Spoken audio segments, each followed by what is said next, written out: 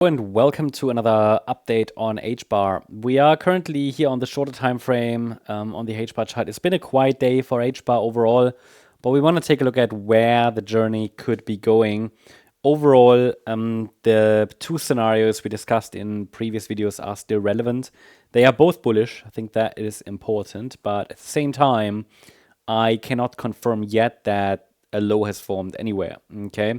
So the thesis at the moment is still that we are likely in a correction of sorts, which I'm labeling as an ABC structure, which we have possibly bottomed in an A wave.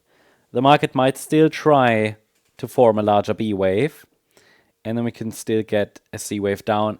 Either way, I don't have any evidence for a low at all anywhere. The question is even, do we get that wider B wave anyway? It's so weak. The market has been so weak today, despite actually Bitcoin performing, quite well today. Haven't really seen much performance on the HBAR chart. So, we've got this upper support area that's still holding. And that's a scenario in which potentially we had a wave 1 and a wave 2. That's bullish, but I don't trust this to play out, because then we would need to see from this region, ideally before the price breaks below 18 cents, we would need to see an impulsive rally that breaks above initial resistance. So basically we need a break above the resistance area that's between 20.6 cents and 22.3 cents. That clearly hasn't happened yet. The market is still trolling this support area. And normally, when a third wave rally starts, it should be noticeable. It should be quite substantial. That's not happening at the moment.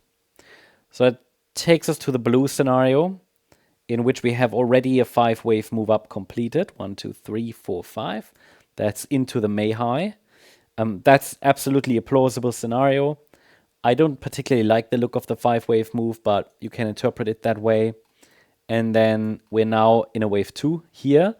In the bullish scenario, the price must hold the 14.2 cent level. That is very, very important. 14.2 cents. It's here the area between 16.9 and 14.2 cents. In K, that's relevant for this wave 2. If we get a wider A, B, C structure. First of all, we want to get that B wave done, which again, I'm labeling as an ABC structure, but it's extremely weak. Because if this is what's playing out, then the internal B wave did overshoot to the downside, which indicates a lot of weakness. So yeah, just waiting to see if we get a bit of a bounce here. That is not a bullish setup though. And as I said, the white count is not preferred. So blue kind of makes sense. I'm even questioning whether we get this larger B wave. And when this correction is over, then we should see a third wave rally that could take us above 28 cents, which is resistance. Yeah, we had previous resistance there in March, and then possibly all the way up to 39 cents and even higher. Market is trying to turn around, but it certainly isn't impulsive to the upside from the April low. It is not impulsive.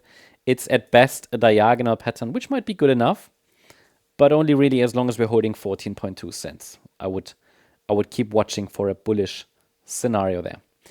That's the update on HBAR. Hope you liked the update. If you did, please hit the like button, leave a comment, and subscribe. And if you really like the content, then please check out the channel membership. Thank you very much. Bye-bye.